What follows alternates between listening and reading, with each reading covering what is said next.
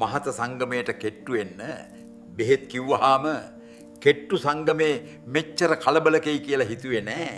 මං කියලා දෙන්නේ හෙල්දි විදිහට මහත් වෙන ක්‍රමය. නැත්තම් තෙල් ಜಾති පිටි කෑම සීනි වැඩියෙන් කෑවනම් ඒත් මහත් වෙනවා. හැබැයි ඒක හෙල්දි නෑ. හැබැයි කෙට්ටු වෙනවා වගේ නෙවෙයි මහත් වෙන එක. එකපාර වෙන්නේ නෑ. ඉවසීමෙන් කාලයක් කරන්න ඕනේ.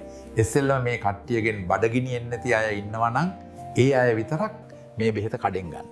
කුෂ්මාණ්ඩ රසායනේ උදේ හවස නෙල්ලි ගෙඩියක තරම් ගුලියක් හදන් එලකිරෙන් බොන්න. ඇඟ උෂ්ණාය නම් බොන්න එපා.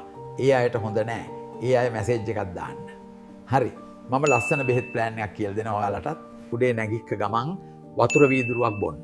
කෑමට විනාඩි 20කට කලින් ඊට පස්සේ මේ බෙහෙත හදාගෙන බොන්න. ඕට්ස්, කෝලි කුට්ටු කෙහෙල්, අලුත් මී පැණි, ප්‍රෙක්ස් මිල්ක් රටින්දි 4ක් බ්ලෙන්ඩර් කරලා හෝ අබරගෙන හැමදාම උදේට බොන්න. උදේ ආහාරයට. මේවා ගන්න. කඩල ඇතුළු ඇට జాතියක්, බතල ඇතුළු අල జాතියක්. ආමයෙන් පසු අනිවාර්යයෙන්ම එලකිරි වීදුරුවක් බොන්න ඕනේ.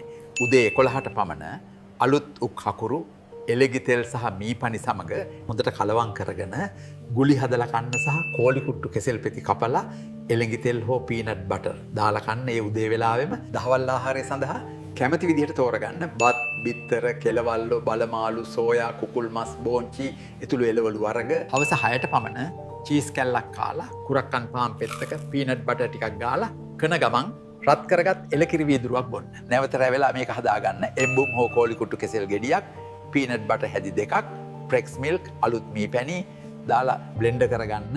ඒක බොන්න සහ රටේ ඉඳි ගෙඩි 4කට එළඟි තෙල් දාලා හෝ පීනට් බටර් දාලා කන්න. නැවත කන්න පුළුවන් නම් පමණක්. එළවලු ටිකක් තම්බලා හෝ බිත්තර ගෙඩි 2ක් වගේ කන්න. ඔව් මම දන්නවා අමාරුයි.